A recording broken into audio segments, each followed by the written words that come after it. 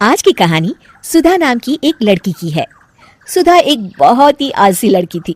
घर के काम करना तो दूर, वो एक गिलास पानी के लिए भी अपनी माँ पर निर्भर थी। अरे अब उठ भी जा नालायक, 10 बजे तक सोती रहती है। अरे कुछ तो घरेलू लड़कियों वाले लक्षण दिखा। सोने दो ना माँ, क्यों परेशान कर रही हो? अरे भाग्यवान, क्यों मेरी बिटिया को तंग कर रही हो? सोने भी दो इसे।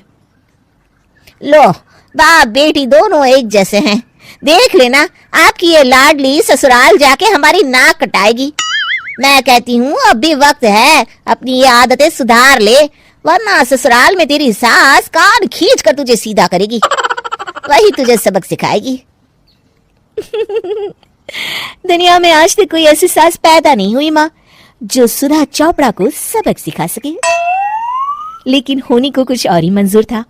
सुधा की शादी एक ऐसे घर में हो जाती है जहां उसकी सास एक रिटायर्ड पुलिस वाली थी।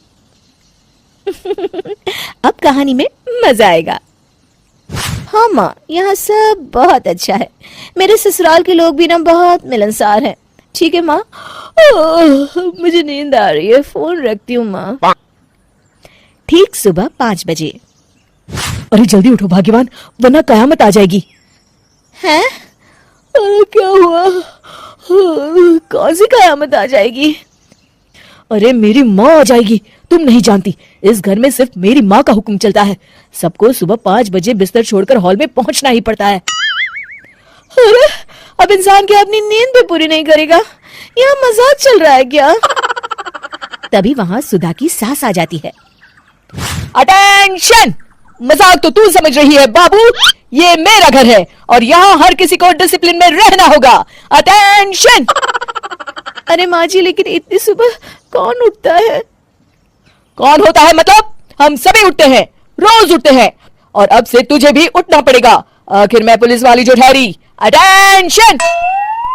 अरे माँ जी, लेकिन अब तो आप रिटायर हो गई हो ना। तो क्या हुआ? शेर कितना भी बुढ़ा हो जाए, शिकार करना नहीं छोड़ता।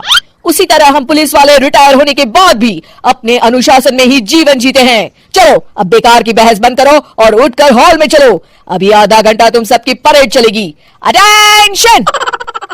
अरे मैं कोई परेड नहीं करने वाली। सुधा की सास अपनी बहू का ये बर्ताव देख झल्ला उठती है। गौर से देख, तू कहां और किसके सामने खड़ी है? यहाँ बात सिर्फ एक बार समझाई जाती है, बस। अटेंशन! इतना कहकर सुधा की सास चली जाती है।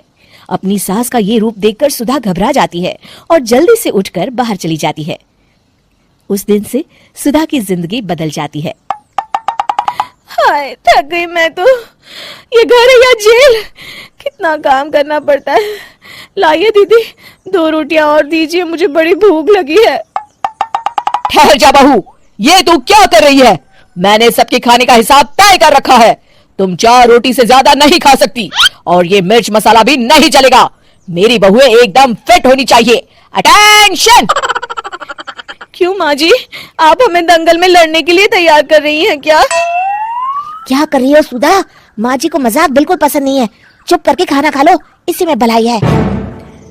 इस तरह धीरे धीरे सुधा अपने सास के रंग में पूरी तरह रंग जाती है, लेकिन इसका उल्टा ही असर पड़ता है।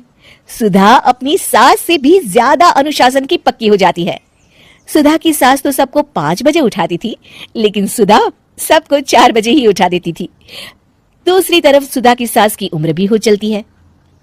माँ जी, आजकल आप सुबह उठने में बहुत आनाकानी करती हैं। मुझे ये सब बिल्कुल पसंद नहीं है।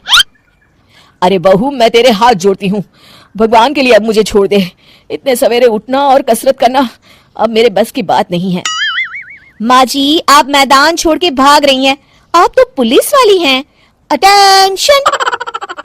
अरे अब कहाँ की पुलिस वाली, अब तो मैं रिटायर हो चुकी हूँ। बस बहुत हो गया। अब तुम सब जैसे चाहे वैसे जिंदगी जियो और मुझे भी जीने दो। अपनी सास को गिड़गिड़ाते देख सुधा मन ही मन मुस्कुराती है। इस तरह उस दिन के बाद से सुधा के ससुराल वाले एक सामान्य जीवन जीने लगते हैं।